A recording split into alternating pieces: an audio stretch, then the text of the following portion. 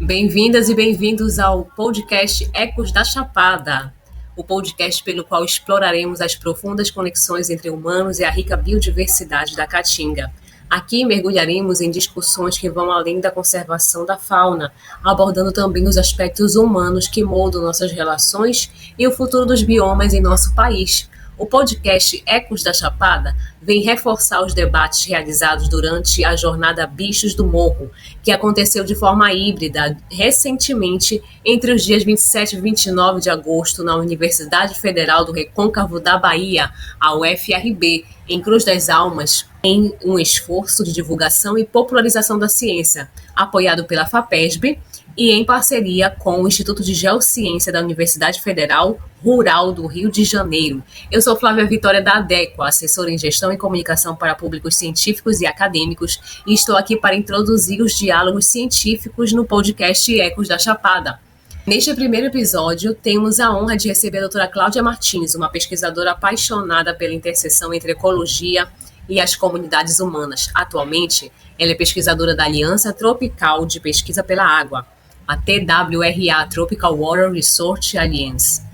Engenheira agrônoma, mestre e doutora em ecologia aplicada, a doutora Cláudia tem uma vasta experiência em projetos de conservação no Brasil, com foco especial na Caatinga e nos desafios socioambientais enfrentados na região.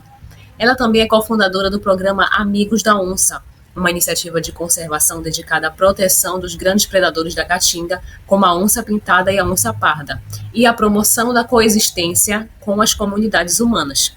Para conduzir o bate-papo, teremos o professor Dr. Vanderlei Veloso, especialista em ciências ambientais e conservação da biodiversidade na Chapada Diamantina. Ele é professor da UFRB e um dos coordenadores do projeto Bichos do Morro. O professor Vanderlei trará suas próprias perspectivas sobre a interação entre comunidades e a fauna da Caatinga. Se você é um entusiasta ou uma entusiasta da ecologia, da conservação ou quer entender melhor as complexas interações entre humanos e a natureza, fique conosco, porque este episódio promete ser inspirador. Agora é com você, professor Vanderlei Veloso. Doutora Cláudia, seja muito bem-vinda ao Ecos da Chapada. Estamos ansiosos para ouvir sobre sua jornada e o impacto do seu trabalho na conservação da fauna e no fortalecimento das relações entre as comunidades e o bioma da Caatinga. E para começar, gostaria que você contasse para a gente como surgiu o seu interesse pela ecologia aplicada e pela relação entre as comunidades humanas e a fauna da Caatinga. Vanderlei, essa é uma pergunta muito boa. Como é que surge o nosso interesse num tema específico, né? Como a ecologia aplicada. Eu fiz o meu mestrado em ecologia aplicada lá na Escola Superior de Agricultura Luiz de Queiroz, em Piracicaba, que é um dos campos da Universidade de São Paulo. E já no meu mestrado, apesar de não ter muita relação com o trabalho que desenvolvi na Caatinga, já tinha essa proximidade entre aquilo que era produção e aquilo que era conservação. Na época, desenvolvi uma proposta de indicador de sustentabilidade para projetos de conservação, de produção de jacaré de papo amarelo, tanto em cativeiro como em sistema semi-intensivo. Então, já comecei a perceber daí o quão próxima a ecologia podia estar, tanto daquilo que nós costumamos polarizar, né? Na nossa simplicidade, na nossa tendência a separar produção para um lado, conservação para outro. Aí, nesse meu trabalho do mestrado, eu percebi que não precisa separar, não deve separar. É muito mais inteligente podermos trabalhar aí nessa complexidade que a ecologia nos traz. Então, o meu interesse, respondendo à tua pergunta diretamente, né? O meu interesse surgiu justamente no mestrado e essa relação entre aquilo que são as atividades humanas e aquilo que é a conservação da fauna, né? Da fauna silvestre. Em relação a comunidades humanas e fauna na Caatinga, que aí me distancia, né? Da época do mestrado e me transporta já para para vários anos depois, teve mesmo a ver com eu ser apresentada a esse incrível bioma, né, que é a Caatinga, que foi no ano 2012. Então, eu tinha feito amizade com uma colega que já trabalhava na Caatinga, ela foi responsável por encontrar numa determinada região da Caatinga, no Boqueirão da Onça, que hoje tem 2 unidades de conservação, por encontrar um indivíduo de uma espécie que se julgava extinta regionalmente, e esse apelo, né? Essa descoberta, vamos lhe chamar assim, fez com que ela partilhasse com os colegas mais próximas. E aí comentou comigo, comentou com a Carolina Esteves, outra colega e amiga também. E tudo isso faz com que quem tem curiosidade intelectual e paixão pela conservação queira saber mais, né? Então, de novo, por que polarizar produção, atividades humanas e conservação e não ver onde é que há uma interface entre esses dois grandes mundos, né? Então, foi dessa forma. Foi uma sequência normal do mestrado, trabalho, depois conhecer uma região totalmente nova para mim e o saber que existia ali um reduto de uma espécie tão carismática como era no caso, né? Falando do indivíduo encontrado, de onça pintada, eu falei, bom, agora é hora de fazer aí um mergulho no tópico. Ai, que ótimo, viu, doutora Cláudia? E que trajetória, viu? Assim, e é muito legal, né? Conhecer um pouco da sua história e perceber que desde o princípio já havia essa perspectiva do desenvolvimento sustentável, né? Que a gente fala tanto hoje em dia, mas que ainda é difícil de implementar, né? Que é essa questão de não polarizar, né? Como você bem colocou. E a gente estava até conversando aqui, né, um pouquinho no pré-podcast, né? E aí eu queria saber um pouquinho mais, doutora Cláudia, como a sua experiência internacional, especialmente em Portugal, influenciou seu trabalho de conservação no Brasil, né? E particularmente na Caatinga. Vanderlei, realmente, essa reflexão eu tenho feito também, porque veja bem, de formação, eu sou engenheira agrônoma, tá? Eu fiz engenharia agronômica na Universidade de Lisboa. Eu me especializei em agronomia tropical e subtropical, né? Mudou muito com o Acordo Bolonha, tá? Hoje a estrutura e os currículos mudaram bastante, né? Mas naquela época havia essa distinção. Então havia um ramo central para todos os formados em engenharia agronômica e depois o terceiro ano em diante cada um escolhia, ou, por exemplo, fitotecnia, ou produção animal, ou outras áreas, melhoramento de plantas também. E no meu caso, escolhi agronomia tropical. Então, já havia uma vontade de descobrir esse tropical que ficava bem além das fronteiras do pequeno Portugal, né? Só que durante a graduação eu tive a oportunidade de participar, na época se chamava monitoria, tá? De um projeto financiado pela União Europeia, chamado O Mundo Rural e a Conservação da Natureza, tá? Então, já o nome, de novo, junta aí, né? O mundo rural e a conservação da natureza. Então, veja bem, eu entrei na graduação em 1994, abafa o caso.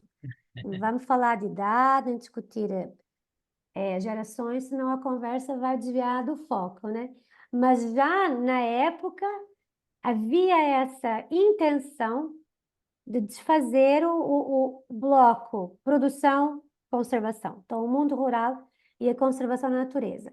Então, acho que ficou isso que eu pude vivenciar como monitora, também como uma pessoa que pôde colaborar com a montagem de uma exposição fixa, um percurso dentro dos muros dos muros da propriedade da universidade, visitando inclusive áreas onde havia espécies tropicais plantadas de interesse para os trópicos por conta da própria história, né?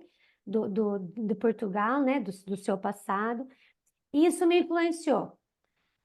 Como é que nós podemos ainda ser agrônomos e ainda ser favoráveis à conservação? Porque é isso, todas as atividades humanas, elas acontecem neste nosso espaço físico. Então, elas são assentes no solo, elas dependem do ar, elas dependem da água. Então, assim, quanto mais nós formos favoráveis à saúde dos ecossistemas, tanto mais atividades das quais nós usamos e precisamos, elas vão ser mais eficientes e nos servir bem. Estou usando a palavra servir com a intenção também, né? Os recursos não existem só para nos servir, eles têm outros valores além do da utilidade. Mas, de qualquer forma, como agrónoma, como alguém que produz, que se importa com a questão de consumo, com as cadeias produtivas, essa sementinha ficou no início da graduação em diante. Que ótimo, viu, Cláudia? Eu comecei aqui com a proposta de um podcast e estou tendo uma aula de biologia da conservação, né? Muito Oxi. bom, viu? Cláudia, você comentou, né, sobre, inclusive, a Carolina Esteves, né, que vai ser uma de nossas Isso. palestrantes, e vocês cofundaram o programa Amigos da Onça, né? Então, assim, conta pra gente o que que levou à criação do programa Amigos da Onça e quais têm sido os principais desafios e sucessos da conservação, né, da onça pintada e da onça parda no bioma da Caatinga. Veja, eu participei como cofundadora, né, do programa Amigos da Onça. Eu trabalhei com a Cláudia Campos e com a Carolina Esteves entre os anos de 2012 e 2021.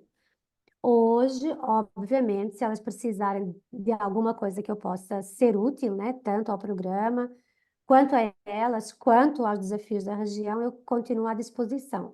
Mas realmente o percurso profissional me distanciou um pouco mais das atividades que o programa ainda desenvolve na região, né?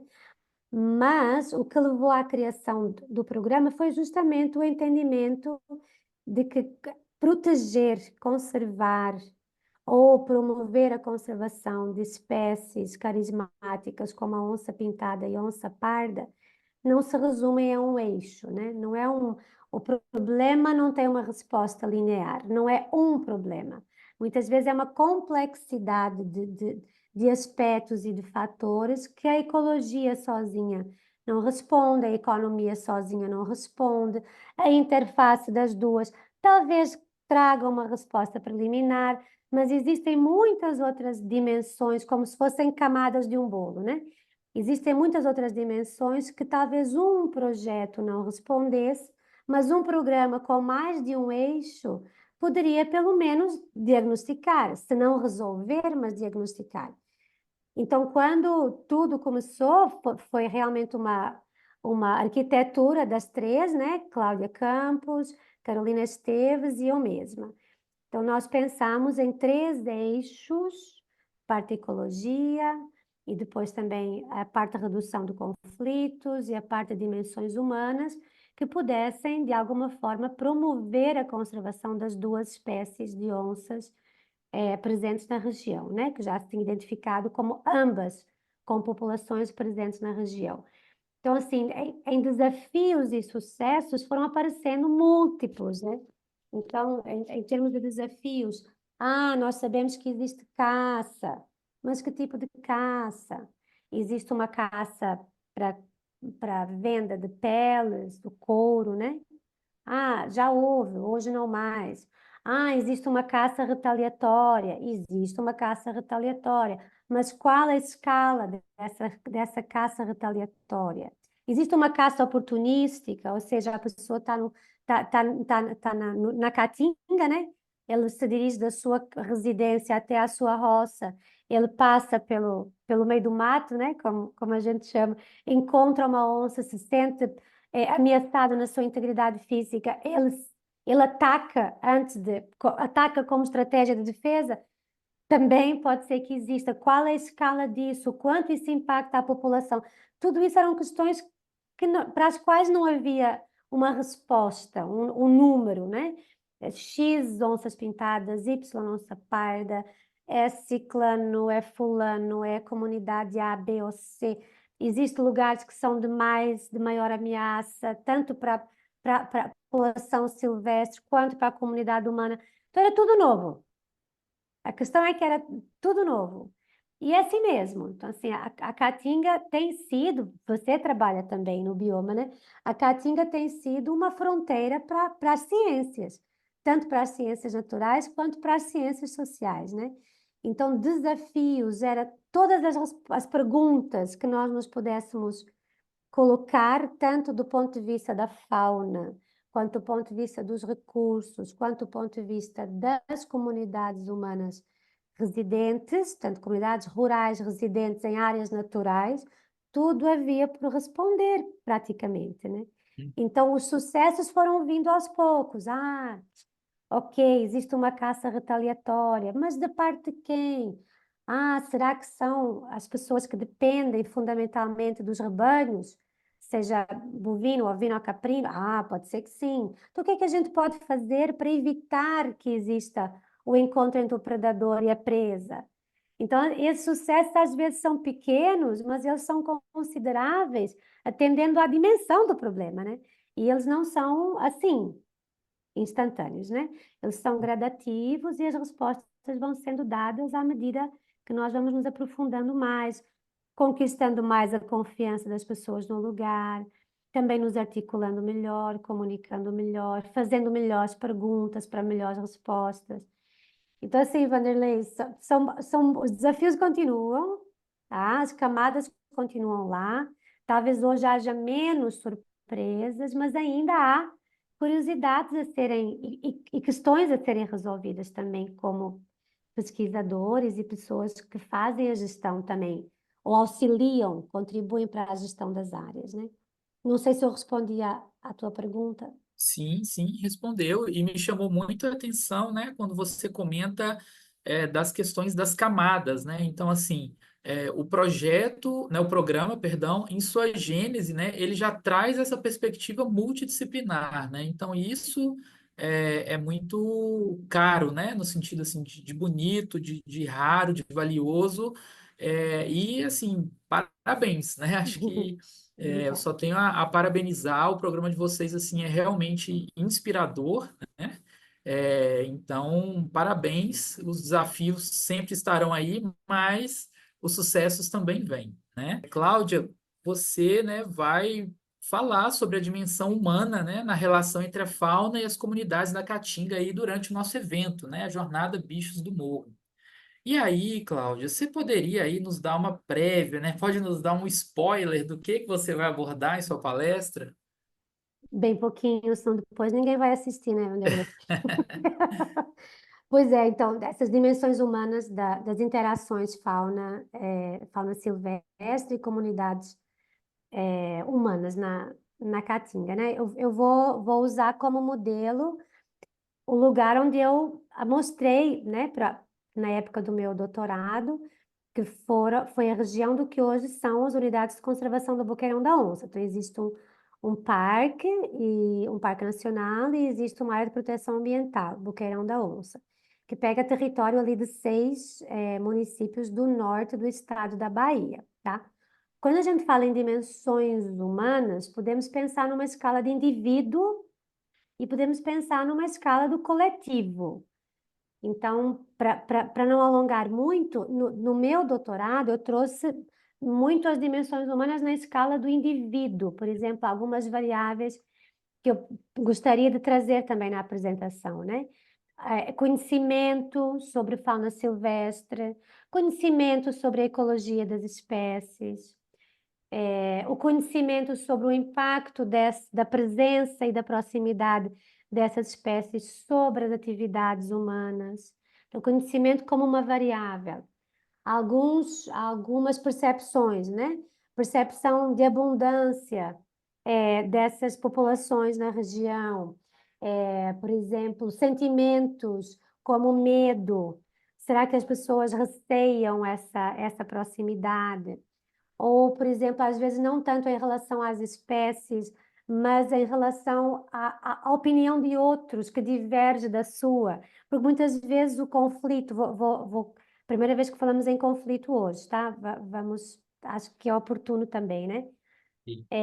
O conflito às vezes não é eu com indivíduos da espécie, mas eu com o meu vizinho. Basta eu divergir do meu vizinho sobre a espécie para eu ter um conflito com a espécie. É quase como uma projeção, né? Se quisermos trazer um pouco da psicologia aqui também. Então, ao nível do indivíduo, existem várias dimensões que nós podemos trazer.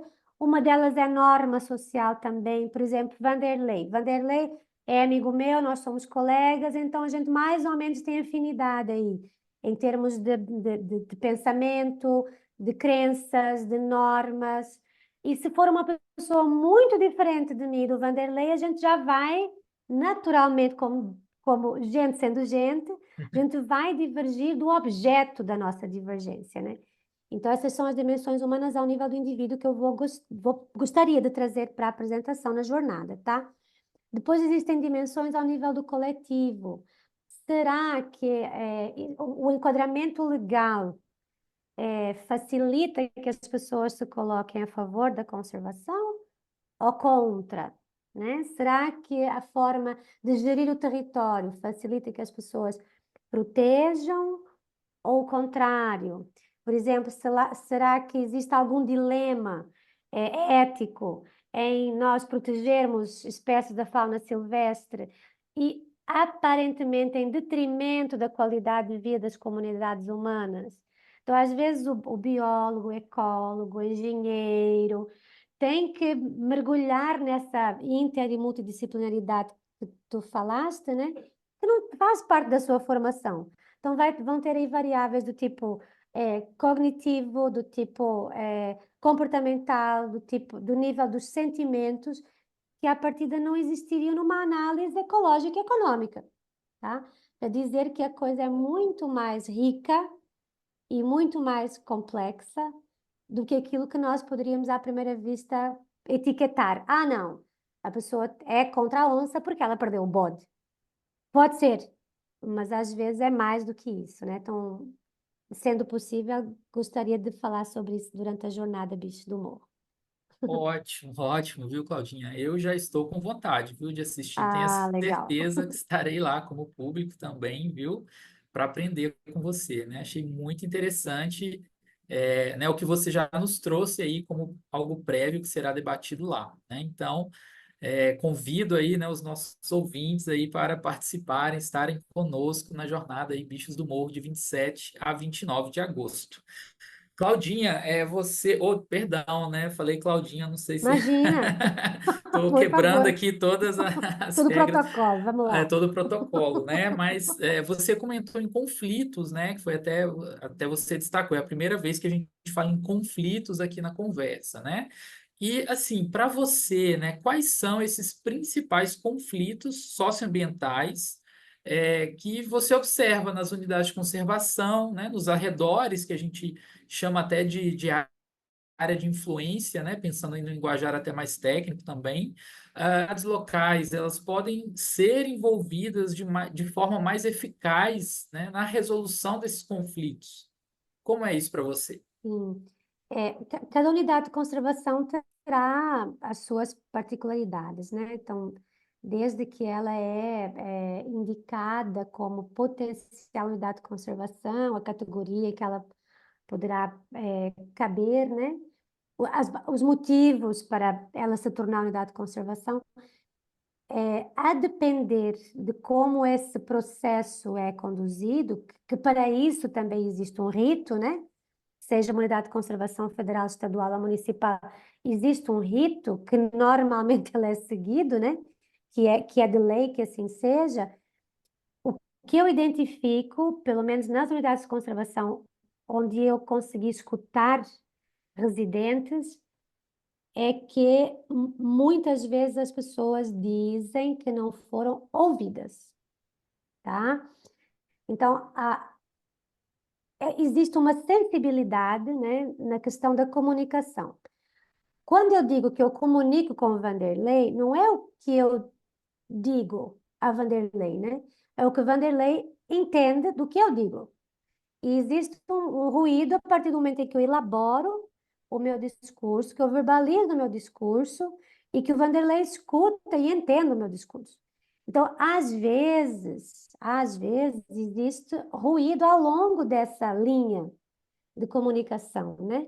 Ele não necessariamente é um ruído intencional, às vezes é a celeridade com que os processos ocorrem, pode inclusive ser até um despreparo, né, de quem pratica esses processos, e que também não significa que seja intencional, né?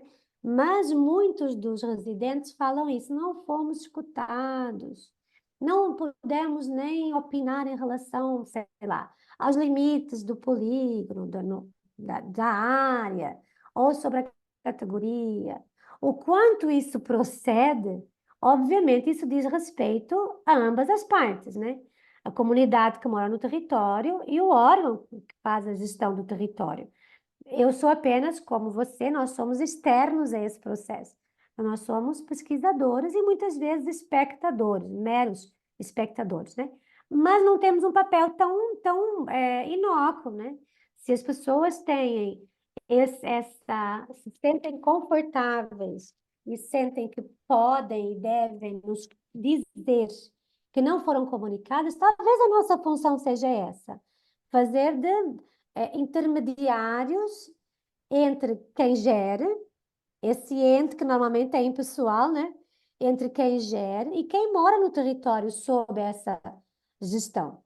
Então, principais conflitos, muitas vezes, são os conflitos da não comunicação ou de uma comunicação que não é traduzida na linguagem de quem mora. Então, o processar um rito que segue uma determinada legislação não significa que ela é clara para quem mora no território. A gente tem que lembrar, né, que o território brasileiro ele é muito rico em termos sociais, culturais, econômicos e tudo mais, né? E quando pensamos na caatinga, não é a caatinga, são as caatingas extremamente biodiversas e sociodiversas. Então, um veredeiro vai ter uma linguagem e provavelmente uma arquitetura, né? De como elabora o seu raciocínio, como segue o seu fio Sim. lógico, diferente do sertanejo, Uhum. diferente do beira-rio, e tudo bem. Nós que trabalhamos com pesquisa e quem faz a gestão é que tem que estar ciente dessa diversidade e se adequar e não esperar o contrário, né? Então acho Perfeito. que isso é importante. Perfeito, Cláudia. Você até me lembrou, em 2017, eu tive a oportunidade, de participar, né, como ouvinte de um evento na UFMG, a Universidade Federal de Minas Gerais, sobre biologia da conservação. E teve uma fala lá de uma representante do Instituto Socioambiental que me chamou muita Hum, atenção, né? Porque era um evento assim voltado para a biologia da conservação, estavam lá muitos conservacionistas e ela perguntou, né, a palestrante ela perguntou para o público justamente isso, né? Cadê as pessoas? Cadê as comunidades, né? Eram muitas falas sobre conservação do animal tal, da planta tal, da espécie tal, que sim, né? É importante, era o foco da gente estar lá, mas cadê as pessoas, né, nesses processos? E que muitas vezes são as pessoas que estão mais próximas das espécies e que são as grandes guardiãs dessas espécies, né? Então isso justo. me chamou muito a atenção desde aquela época. Eu acho que veio assim muito de forma muito salutar com a sua fala, né? E até aproveitando o gancho, você comentou um pouco sobre essa questão, né, dos polígonos, os limites das unidades de conservação, né? Então, assim, de que maneira o aspecto humano das relações entre comunidades e fauna, na sua opinião, podem ser considerados em políticas públicas para a conservação da biodiversidade? Que eu acho que, né, talvez entre um pouco essa questão da própria delimitação, né, das unidades. Justo. Vanderlei, eu acho que assim, a premissa é, de novo, não polarizar. Não é achar que quem mora no território é predador. Então, é óbvio que todas as atividades humanas têm impacto, todas. Qualquer atividade que eu tenha como urbana, ela vai ter um impacto na natureza, porque todos somos consumidores dos recursos naturais. Mas não pré-julgar de que eu, como parte de uma entidade gestora, sou totalmente bem intencionada e com um impacto sempre positivo. E o outro, que é residente, sempre é mal intencionado e com um impacto predatório ou negativo. Então, quanto mais se entender que quem mora na região é o primeiro a ter interesse em que a região seja conservada, porque se para ele não tiver um outro valor, que tem, mas se para ele ou ela não tiver um outro valor, ele tem um valor utilitário. Aquela pessoa depende daquele rio, daquele riacho, daquele ribeiro. Aquela pessoa depende daquela árvore para um remédio, para uma lenha, para um alimento para o seu animal, para fazer uma cerca. A pessoa depende daquele solo para plantar, para comer. Então, são os primeiros que vão querer que os recursos se sustentem no tempo e no espaço. Ah, mas às vezes é, tem alguma ação que vai ser, que vai degradar. Vai. Às vezes vai fazer isso por falta de conhecimento. A nossa função é poder dialogar no sentido de aproveitar o conhecimento que já tem, o tradicional, e casar com o conhecimento técnico-científico. Não é julgar que não tenho conhecimento, logo eu tenho que tomar uma ação. Então, vamos partir do mesmo pressuposto que gostamos de ser julgados, né? Eu gosto de ser vista como alguém que conserva. Eu vou olhar assim para o outro também, alguém que conserva. Se a pessoa não conserva, eu vou avaliar. Não conserva porque não sabe, não conserva porque não sabe como conservar, não conserva porque não quer, não conserva porque não tem os meios. Então, vamos aí seguir uma listinha antes de dizer não, saia, porque sou eu a única que sabe conservar. Então, assim, o aspecto humano, de novo, as dimensões humanas a serem consideradas em políticas públicas para a conservação incluem essas variáveis que eu falei. Conhecimento, sentimentos, motivações, percepções, o quão bem nós conhecemos estas do indivíduo e do coletivo quando nós chegamos. E o quanto nós conversamos com as pessoas que já moram no lugar para que todos sejamos aliados a favor da conservação e não achar que quem está naturalmente degrada e que eu que acabei de chegar sei tudo sobre como conserva. Então, acho que essa humildade também é importante da parte do conservacionista, né? Perfeito. Cláudia, vou mudar agora um pouquinho o foco do papo, viu? Mas queria te perguntar assim, como você enxerga o papel das mulheres nas áreas de conservação e educação ambiental, né? Na Caatinga ou no Brasil em geral, já que você também tem experiência em outras áreas, né?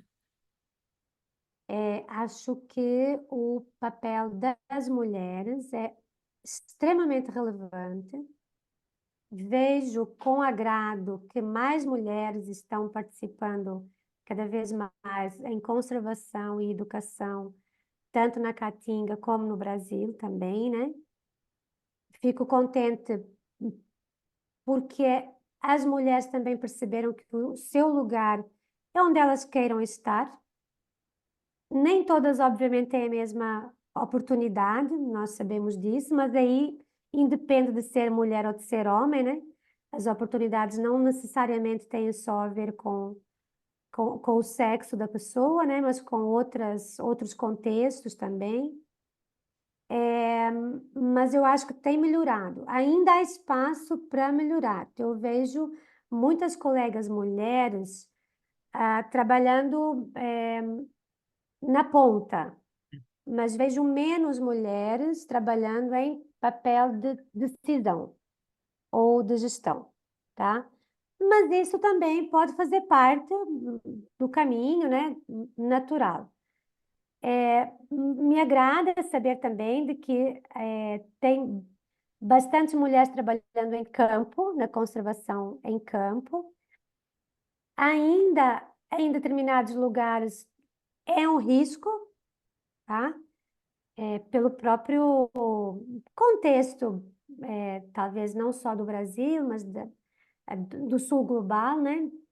Então, talvez seja um pouco da mentalidade desses modelos já antiquados que precisamos de desconstruir, Uhum. mas acredito que cada vez mais as mulheres terão acesso ao recurso porque a sua ideia, a sua pesquisa e o seu mérito é reconhecido, e não por serem mulheres. Sim, E, sim. e não deixar de ter recurso porque são mulheres, mas porque precisam melhorar a sua pesquisa, a sua questão de pesquisa e o seu mérito, tá? Então, acho que é um processo normal do desenvolvimento, do grau de desenvolvimento, que o Brasil tem vindo a melhorar também.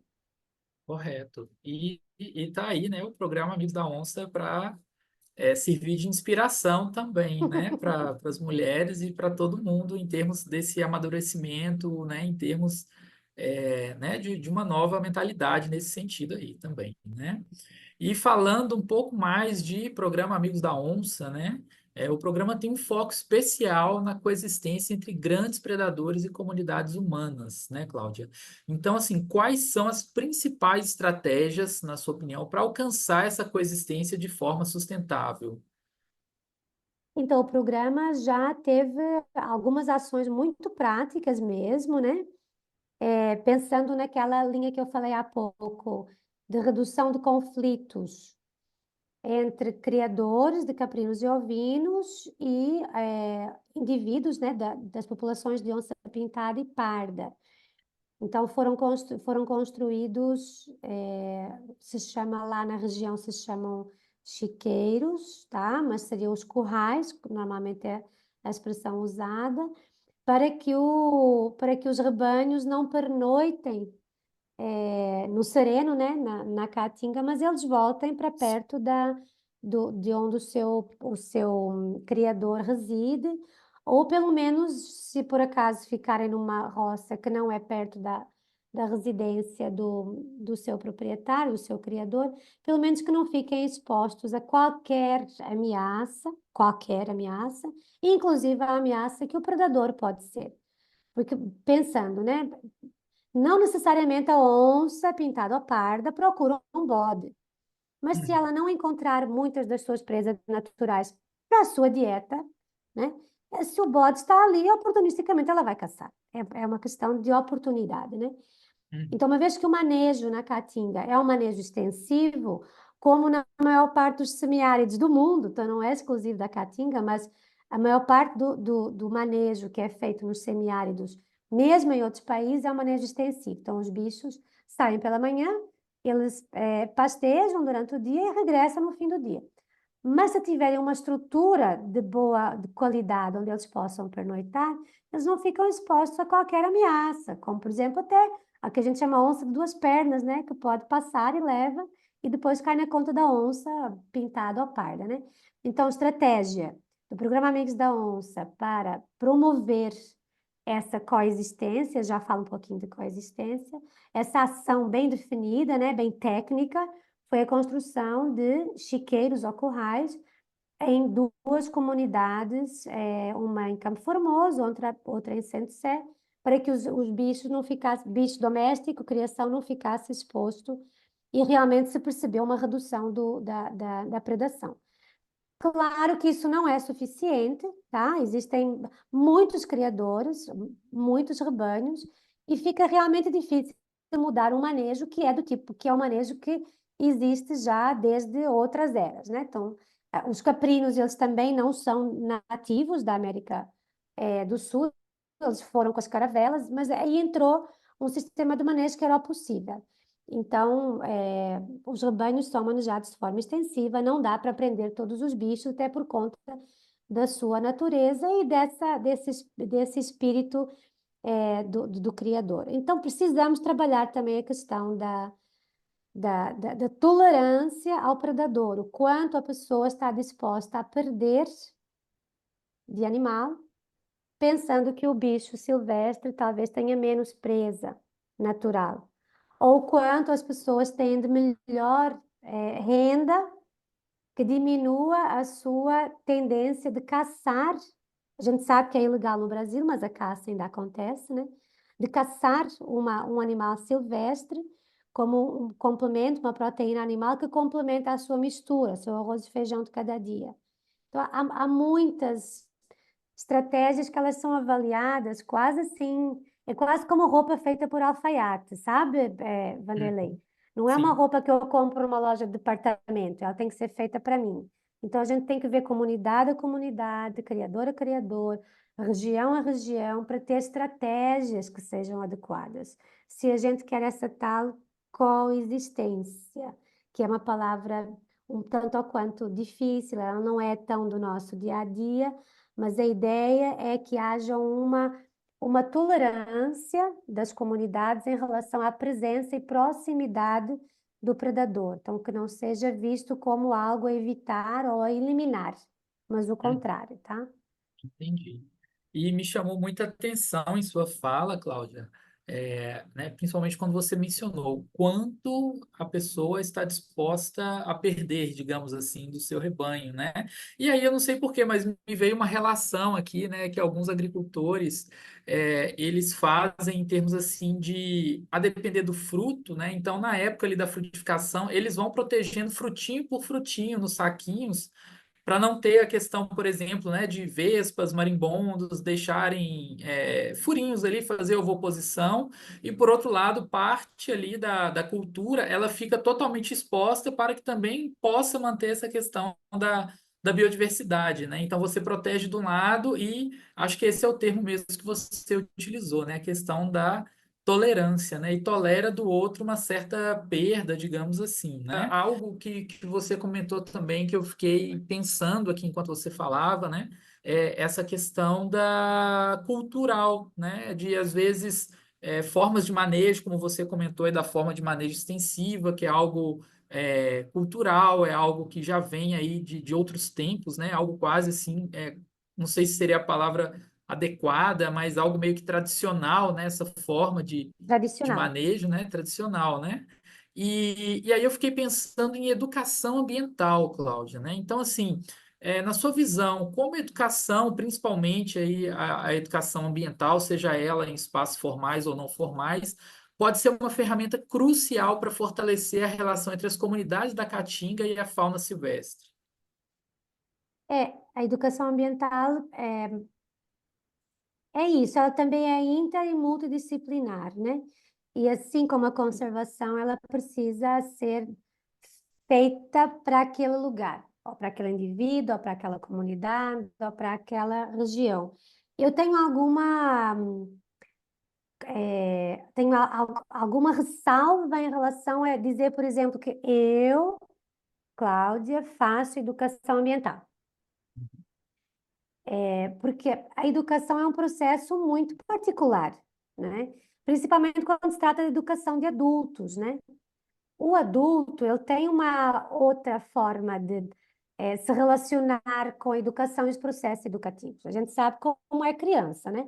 Criança a gente leva na escola, a gente tem um programa e a criança vai aprender como parte da sua formação, recebendo aqueles conteúdos, usando determinados métodos que a pedagogia já comprovou como eficientes, né? No caso do adulto, o adulto se educa. O adulto, ele sente a necessidade ou não de aprender sobre algo. E normalmente o adulto se educa porque ele entende que aquilo tem um interesse para ele. Então, o adulto não vai buscar um conteúdo que não tenha utilidade para a sua vida pessoal ou para a sua vida profissional. Então, quando se fala em educação ambiental, e se falarmos de adulto, fica muito sensível eu pensar num conteúdo para educar uma comunidade. Acho até um pouco arrogante da minha parte achar que aquela comunidade precisa aprender sobre isso. Talvez seja o contrário, talvez eu precise entender se aquela comunidade está, por exemplo, degradando ou tendo comportamentos que não são favoráveis à conservação, porque ela desconhece determinadas coisas ou porque ela não está motivada para a conservação ou porque ela não tem meios para proteger os recursos ou as espécies ou o que seja. Então, é um trabalho, Vanderlei, que a importância da educação ambiental, eu acho que é um trabalho muito dialógico. Eu, como educadora, tenho que entender o contexto onde eu estou.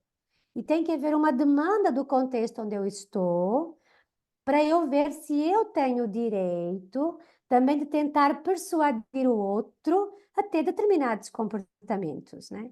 É verdade que às vezes, mas o adulto não quer. O adulto não quer, mas seria tão importante.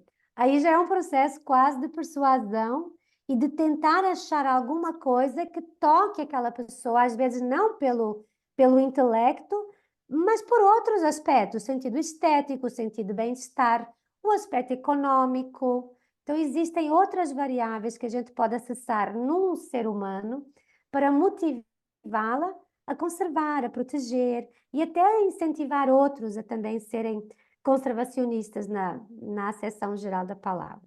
Não sei se eu te respondi. Sim, sim, respondeu.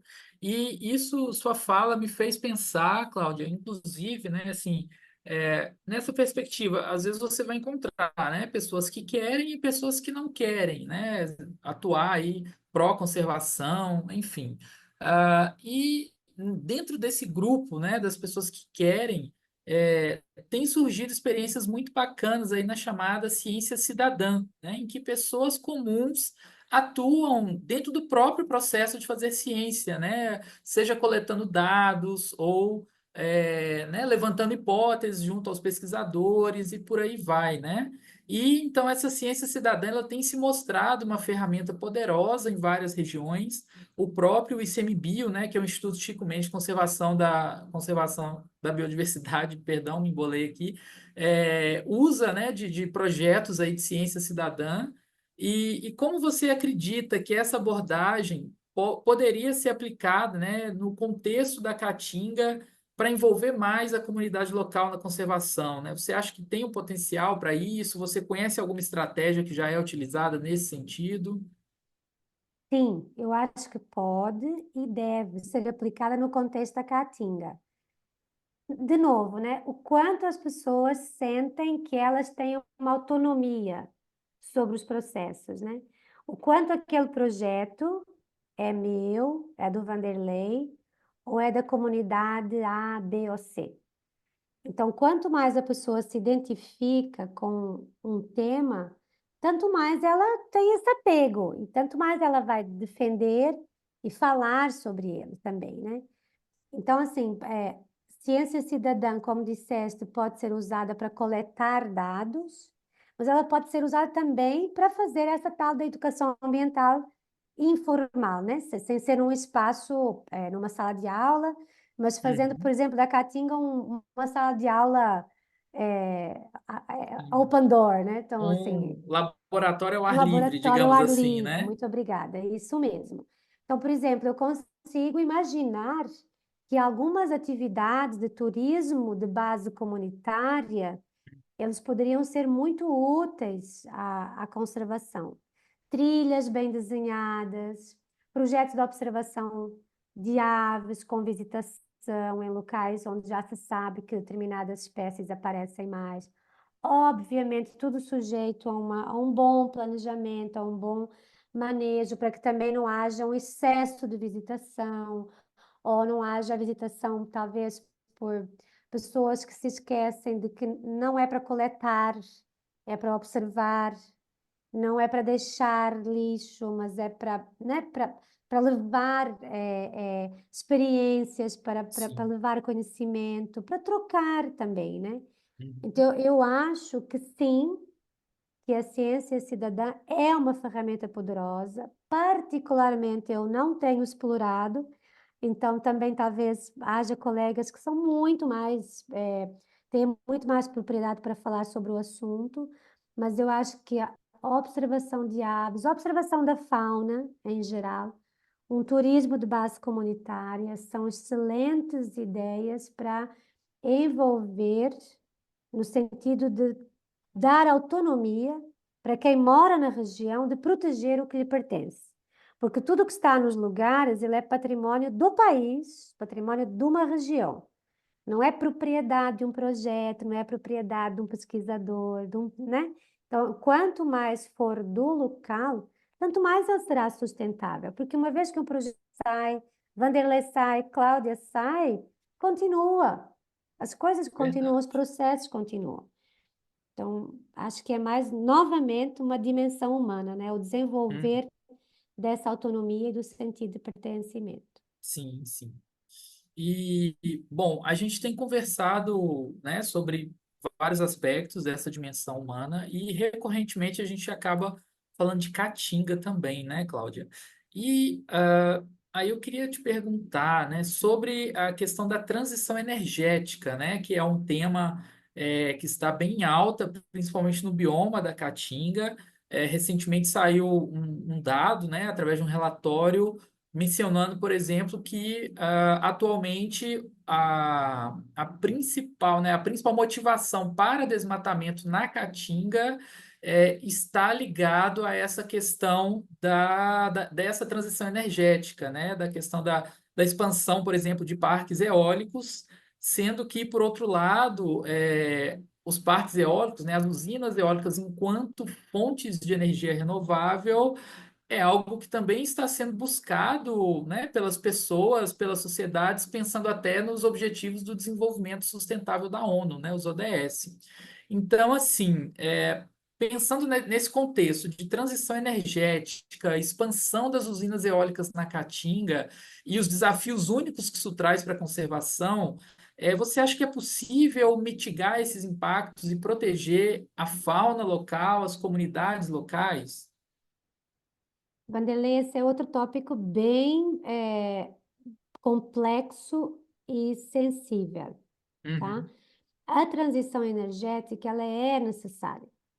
Então, tá mais do que é mais do que tópico, né? Então, é algo que a gente conversa, não é que a gente acredita que a transição energética é necessária, nós sabemos que ela é necessária. As mudanças climáticas estão aí, né? E a degradação dos ecossistemas tem até uma década dedicada à sua restauração. Então, a nossa sobrevivência como espécie depende de nós usarmos a inteligência, né, para podermos respeitar os limites da natureza, né, pensando que somos uma das muitas espécies que vivem nesse planeta. Então, se a nossa arrogância nos trouxe até onde nós estamos, que a nossa inteligência nos leve no sentido reverso, né? Sim. Agora, de novo, é algo que precisa ser avaliado local a local e caso a caso. Eu lembro que no dia 31 de janeiro deste ano, nós estamos já em agosto, né? Foi lançado um documento que eu achei super interessante, eu recomendo, até depois posso te enviar para colocar até nos links do podcast, que se chama Ótimo. Salvaguardas Socioambientais para a Energia Renovável. Então, esse documento foi elaborado, acho que foram mais de 100, entre indivíduos, entidades e instituições, que elaboraram essas salvaguardas pensando na necessidade de fazer a transição, mas ainda respeitando as comunidades humanas e os recursos, naturais. Agora, como fazer essa transição e ainda, proteger a fauna silvestre? Talvez eu te saiba responder a um local específico, ou talvez não. Então, assim, é possível nós desenvolvermos aerogeradores mais amigáveis, não só às aves e suas dinâmicas, aos morcegos e suas dinâmicas, mas também aos mamíferos terrestres e suas dinâmicas. Provavelmente já existe a técnica e a tecnologia para isso. O quanto o Brasil tem essa possibilidade de construir essas estruturas, eu não te saberia responder. Nós sabemos que a maior parte dos implementos que são instalados, tanto em parques quanto complexos, tanto eólicos quanto solares, eles são quase como peças do Lego, né? Eles vão Uhum. sendo, eles são trazidos e eles são implantados num lugar. Existe muito também o padrão de como esses parques e complexos são instalados. Só que a forma como se instalam esses parques e complexos na Caatinga não necessariamente é igual a como se instalam, por exemplo, em alto mar, ou como seria num bioma cerrado, ou como Uhum. seria num sistema dunar, de beira de mar, né? Então, não dá para seguir um padrão em termos técnicos, porque é economicamente interessante e tecnicamente interessante, sem ser ambientalmente respeitador dos limites locais. Então, assim, eu acho que ainda há muito espaço para melhoras, tá? Então, a transição é necessária, talvez nós possamos trabalhar no como fazer essa transição, de novo, feita para cada local.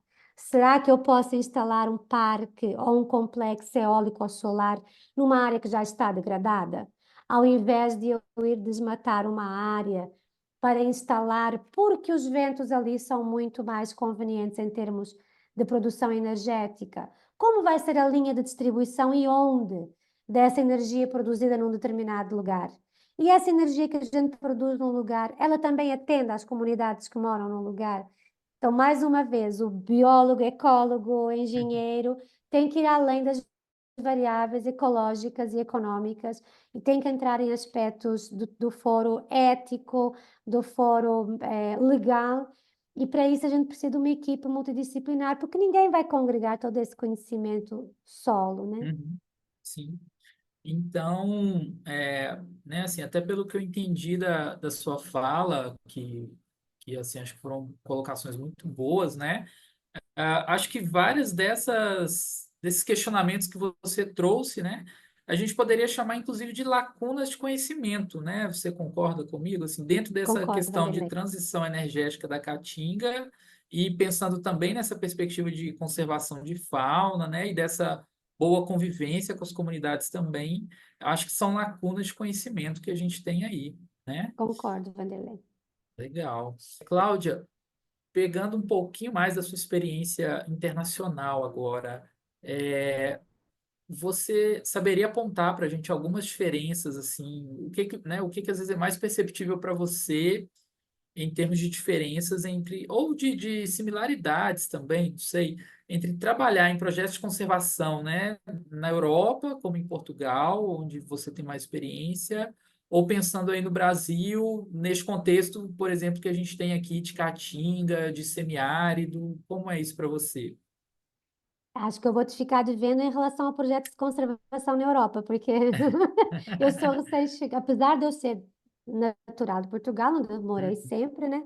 Mas as últimas 2 décadas eu tenho trabalhado no Brasil, né? Então eu me distanciei bastante de como as coisas acontecem, tanto em Portugal como na Europa como um todo. Então eu também estou me apropriando ainda, então vou ficar hum, devendo agora essa resposta, né? Comparando continentes, hemisférios, que seja. Em relação ao Brasil, dentro do Brasil semiárido, diferenças e similaridades, a minha experiência agora, mais recente, também é em Rio e no bioma Cerrado. Similaridade que eu aponto é a riqueza da biodiversidade, e a riqueza dos aspectos sociais e culturais da população brasileira, né? Então, as pessoas não só têm jeitos diferentes, como até vocabulários, né? Diferentes, comunicação não verbal, hum, mas conhecimentos diferentes, condições, contextos sociais e econômicos distintos. Então, isso torna o Brasil um lugar muito apetecível para se trabalhar, né? Ao mesmo tempo desafiador, porque a pessoa tem que aprender o tempo todo e se ajustar o tempo todo, porque aqui se fala oxe, ali se fala vixe, ali se fala. Cada lugar tem um jeito, mas acho que para o profissional que não tenha medo de vários erros até ter um acerto, para o profissional que não se incomode com o diferente, mas entenda que é importante essa humildade de, ok, eu estou num novo contexto, eu preciso aprender, eu preciso me ajustar, eu preciso melhorar. Acho que isso é o que faz do Brasil um lugar incrível para trabalhar, né? Claro, com as suas dificuldades, com os seus riscos, mas também com quem quer sair de uma zona de conforto, né? Quem tem a possibilidade de sair de uma sala de aula, quem tem a possibilidade de sair de um escritório, quem pode ir para campo, enfrentar às vezes calor, mosquito, picada de cobra, que seja. Mas é essa exposição que também nos faz conhecer, né, essa riqueza que o país tem também, né, e de alguma forma contribuir para a sua conservação. Sim, sim. Com certeza, Cláudia. Até assim, me perdoe, né, se a pergunta às vezes foi um pouco Não, distante absolutamente. demais aí, até da sua experiência, né? Mas é que eu queria entender realmente, né? Porque assim, às vezes conversando com outros pesquisadores, eu gosto sempre de fazer essa pergunta, né? Porque assim, é, alguns profissionais da Espanha, né, eles já me relataram, por exemplo, que, de maneira geral, né, países da Europa, e outros, né, situados no hemisfério norte, muitas vezes vão ter uma infraestrutura muito melhor, né, você vai ter uma facilidade muito maior em termos de equipamentos, de análises, de ordenação de processos, né, estando nesses locais, nessas instituições. Mas, por outro lado, é como você falou, né? A biodiversidade, o tudo acontecendo ao mesmo tempo, está aqui no Brasil, né? Então, às vezes, equipamentos, né? Enfim, algumas questões mais estruturais ainda são mais difíceis para a gente aqui. E, por outro lado, nós temos a biodiversidade, né? Assim, nós temos um universo de possibilidades de estudos, não que não exista isso em países do hemisfério norte, mas, né, assim, é diferente estar num país mega diverso como o Brasil, né? E também, assim, eu já fiz essa mesma pergunta para colegas, né, que saíram do Brasil, foram se especializar no exterior, seja num doutorado, num pós-doutorado, para depois retornar, né, e contribuir com o país.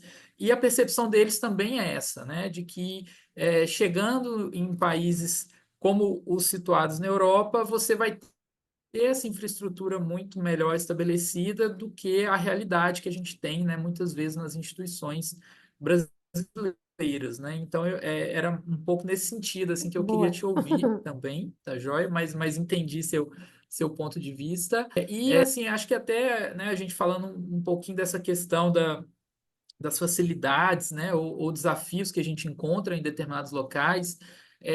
Que conselhos, Cláudia, você daria aí a novos pesquisadores ou novas pesquisadoras, né, pensando nas mulheres, que a gente tanto comentou também, mas nesses pesquisadores que desejam se especializar, por exemplo, em ecologia aplicada e trabalhar na conservação de biomas tão complexos quanto a caatinga? Ah, é difícil, né? É, mas eu acho que o importante é a pessoa não ter o receio de se expor também. E de saber que Uhum, vai errar também. Vai errar. Vai errar, vai ter que desconstruir alguns paradigmas, algumas verdades, né? Então, é saber, é estar ciente de que vai ter mais dúvidas do que certezas uhum, por um longo período, até que se sinta segura para poder falar mais, né? Mas acho que o importante é saber escutar, o conselho, saber escutar, não ter ideias pré-prontas, né, pré-concebidas. Ah, eu vou para aquele lugar, por exemplo, estamos falando em Caatinga, né? Ah, eu vou lá para Caatinga, a Caatinga, na Caatinga tem poucas espécies da flora e da fauna, e as pessoas todas são criadores de caprinos, né? E é um lugar seco, e é um lugar. aham, Não é assim, sabe? Então, acho que é importante a pessoa sair da sua bolha, se expor, ter a ciência que é mais o que não sabe do que o que sabe, saber escutar, não achar que sabe a resposta ao problema do outro, sendo que às vezes nem sabe o problema do outro, às vezes nem o outro sabe qual é o seu problema, balizar, contextualizar. Então, essa troca é importante. uhum, Então, nivelar lembrar que não existe uma hierarquia, ou não deveria existir uma hierarquia entre, não existe isto, ó, pesquisador e sociedade, né? Cidadão comum. Não deveria existir uma hierarquia. Todos temos os nossos conhecimentos e todos eles são válidos. E a ciência não é um conjunto de conhecimentos que cristalizaram e estão escritos em pedra. Não, ela hoje diz desta forma com base no que se conhece hoje. Amanhã a gente vai ter que desconstruir e começar e tudo bem. Então, acho que esses novos pesquisadores ou pesquisadoras terem essa disposição. E também a disposição de sair de trás do computador. Você que orienta aluno, você que dá aula, sabe também, né, Vanderlei? Que às vezes é duro ir para campo e vai ter bolha e tem que carregar a mochila e não vai ter internet, não vai ter um colchão confortável para dormir. Mas é esse espírito expedicionário que a gente admira nos, nos Sim. filmes e nos documentários e nos livros e nas revistas, que a gente o assuma também, né? Porque toda a gente aplaude na época em algum jogo, alguma competição olímpica, mas ir lá que é bom, a gente fica em casa, né? Então, mesma coisa com a ciência, deixar de assistir ciência e fazer, né? Uhum. Sim, não, você está corretíssima. Né, nós temos aqui no nosso grupo o professor Gustavo, né, que também é parceiro, e a gente brinca muito com ele, porque ele é uma pessoa assim, que adora ir para trabalho de campo, né? Ele é realmente uma dessas pessoas que tem esse espírito que você comentou, e a gente até brinca aqui internamente com ele que ele é nosso último naturalista, né? Ah, Porque boa. ele, ele veste a camisa, realmente, viu? E para encerrar, Claudinha, quais são as suas expectativas, né, para o futuro da conservação na Caatinga? E qual você acredita ser o papel das comunidades locais, das novas gerações nesse processo? Eu espero sempre o melhor, Uhum. né? Não me considero nem pessimista nem otimista, mas alguma coisa aí no meio, mais ou menos informada, tá? Então, eu confio que os outros também têm as suas boas intenções e fazem até onde o limite das suas capacidades lhe permite. Como você, né? Eu também conheço várias experiências muito boas de conservação e de restauração da Caatinga. Tem vários colegas, vários grupos trabalhando muito bem. Então, acho que talvez um dos papéis nossos, além de continuar fazendo conservação, seja também divulgar e amplificar o que já é feito na região, né? Isso pode inspirar outros a trabalharem no mesmo sentido. Ao mesmo tempo, ter uma mentalidade de que a conservação não deve ser eh, pessoalizada. Então, assim, aquele lugar está maravilhoso porque fulano ou fulana trabalharam lá. Não, fulano ou fulana tiveram um papel fundamental naquele lugar, mas é um processo que não acaba nunca. Então, a nossa mentalidade do infinito, né? Uhum. Do infinito. E o nosso papelzinho, importante, mas ainda é inho, quando se considera o todo, para aquele processo de conservação ou de restauração. Então, de novo, acho que o papel da honestidade e da humildade em cada um de nós como profissionais, fiz o que eu sabia e podia fazer, ciente de que além de mim tem a colega A, a colega B, o colega C, o colega D, e que mesmo que eu mude de bioma, de país, de continente ou de planeta, alguém vai continuar fazendo isso. Então, por isso que as minhas expectativas são relativamente positivas, porque eu ainda acho que a humanidade tem jeito. Que ótimo, que bom. Eu também sou otimista, viu? Sou um otimista também.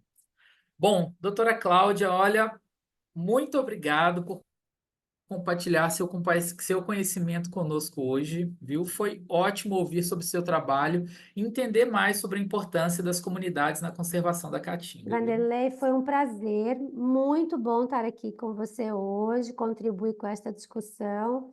E estou ansiosa aí para minha estudando, acham que o palestrante não fica ansioso. Fica ansioso igual ou pior, né? É verdade, eu também estou ansioso aí com as minhas falas, viu? Bom, gente, agradecemos também a todos que nos ouviram até aqui e não se esqueçam, hein? A jornada Bichos do Morro está se aproximando e queremos vocês lá. Para mais informações sobre como participar das palestras e minicursos, acessem nosso Instagram e tirem todas as suas dúvidas. Lembrando que os participantes receberão certificados emitidos pela UFRB e pela UFRRJ, o que é uma excelente oportunidade para enriquecer o currículo e se aprofundar na conservação da biodiversidade com profissionais de renome. Até o próximo, gente. Obrigado.